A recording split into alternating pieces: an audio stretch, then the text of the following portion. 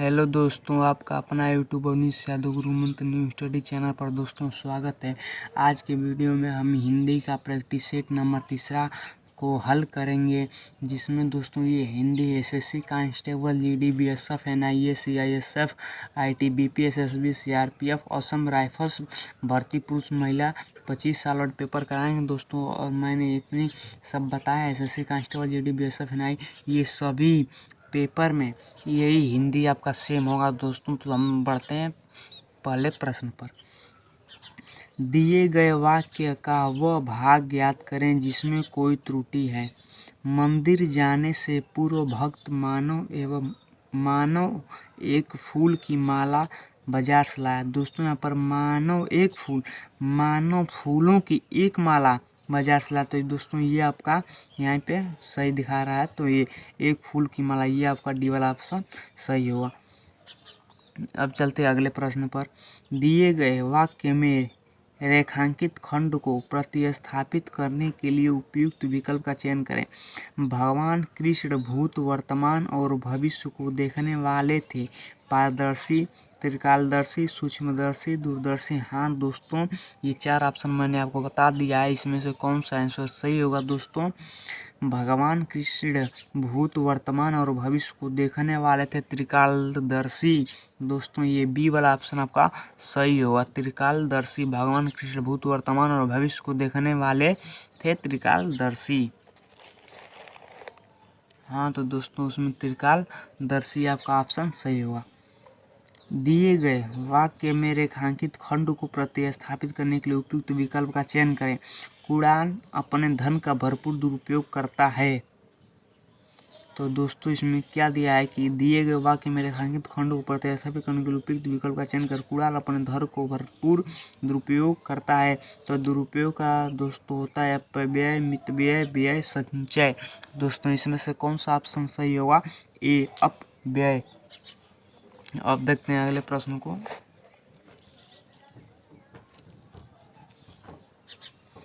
दिए गए वाक्य में रेखांकित खंड को प्रतिस्थापित करने के लिए उपयुक्त विकल्प का चयन करें।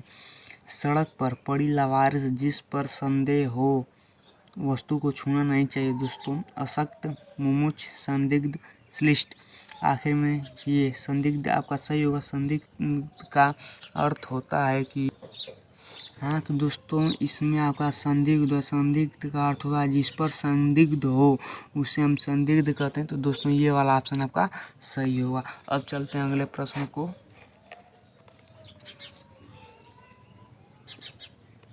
निम्नलिखित में से उस विकल्प का चयन करें जो बाएं हाथ का खेल होना मुहावरे का अर्थ होता है। दोस्तों मुश्किल कार्य, असंभव, बाएं हाथ से खेलना, आसान कार्य। दोस्तों तो ये दोस्तों आपको जानते ही होंगे कि बाएं हाथ का खेल होना मतलब आसान कार्य होना। तो डी वाला ऑप्शन आपका सही होगा। अब देखते हैं अगले प्रश्न को। दिए गए वाक्य का वह भाग ज्ञात करें जिसमें कोई त्रुटि है।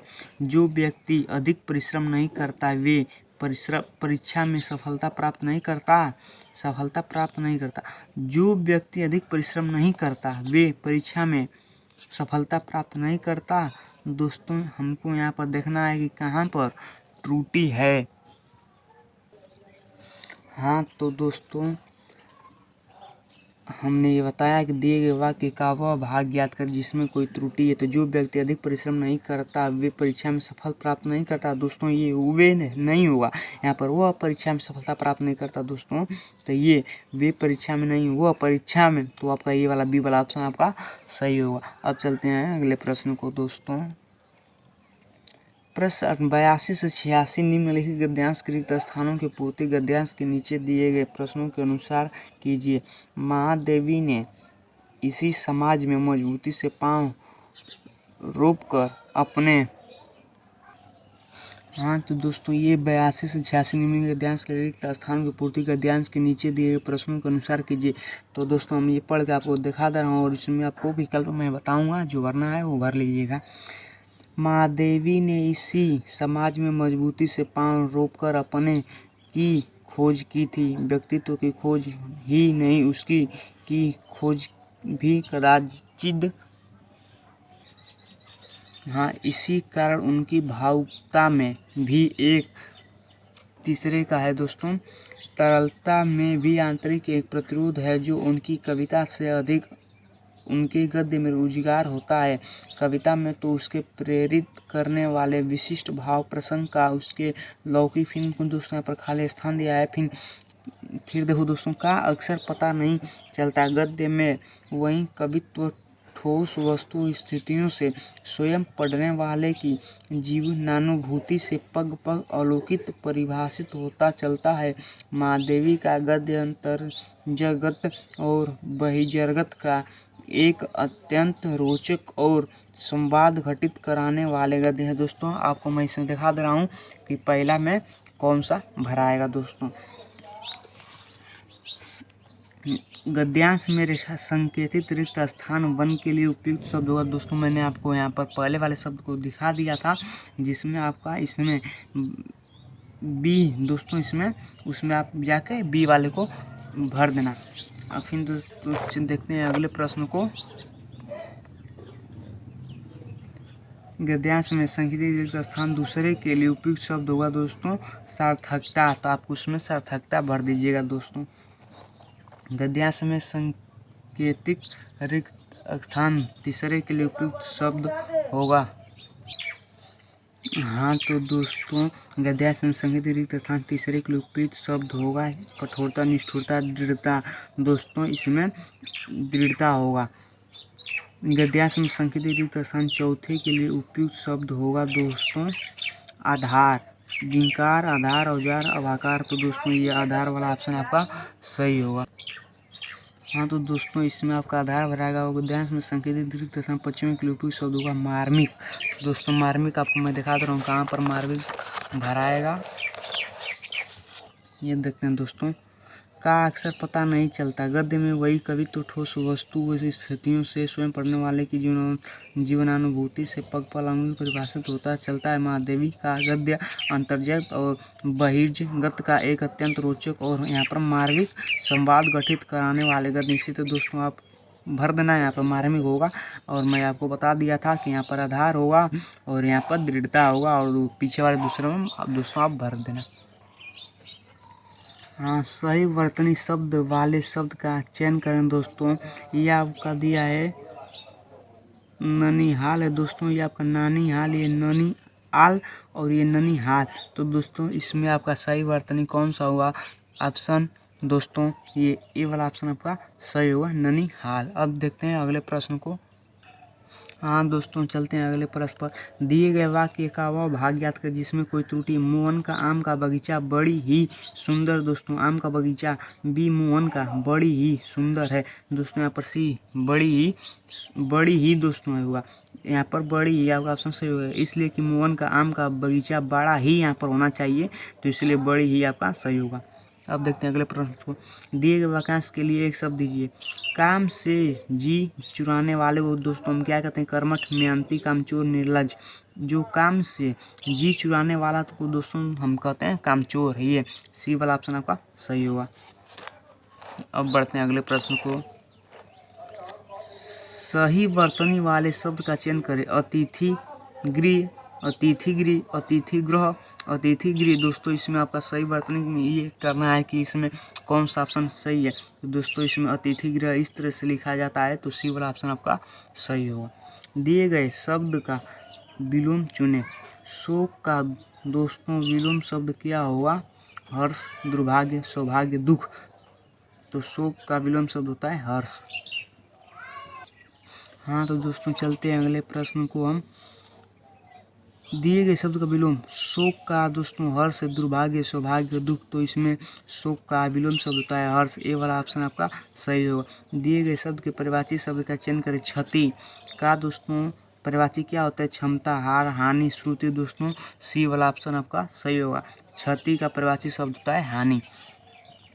दिए गए वाक्यांश के लिए एक शब्द दीजिए। जिसके समान कोई दूसरा न हो। दंडनीय, गोपनीय, अद्वितीय, तुलनीय। हाँ तो दोस्तों इसमें ऑप्शन 4 दिया है, आप बताइए कि इसमें से कौन सा होगा दोस्तों?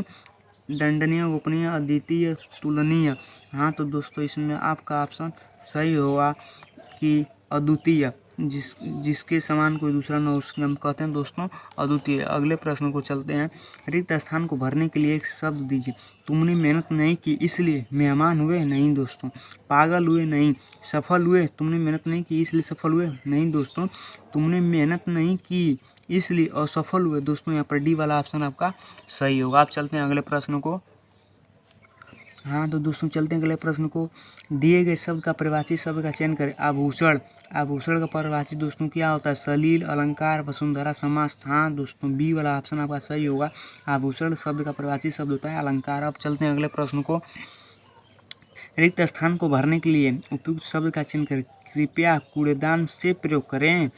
कृपया कूड़ेदान पर प्रयोग करें? नहीं दोस्तों। कृपया कूड़ेदान में प्रयोग करें? नहीं। ये आपका ऑप्शन डी होगा। कृपया कूड़ेदान का प्रयोग करें। डी वाला ऑप्शन आपका सही होगा का। दिए गए शब्द का विलोम चुने। बहुज्ञ, विज्ञ, ज्ञानी, अल्पज्ञ, अगम्य। हाँ तो दोस्तों इसमें से ऑप्शन आपका क्या होगा? विज्ञ, ज्ञानी, अल्पज्ञ, अगामी।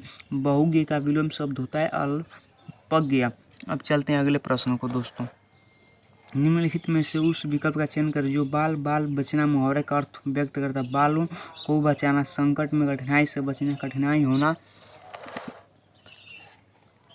जो बाल बाल बचना मुहावरे का अर्थ दोस्तों क्या होता है? हम आपको ऑप्शन में बता रहे हैं। बालों को बचना, संकट में कठिनाई से बचना, कठिनाई होना, आसानी से बचना। दोस्तों संकट में कठिनाई से बचना बी वाला ऑप्शन आपका सही होगा।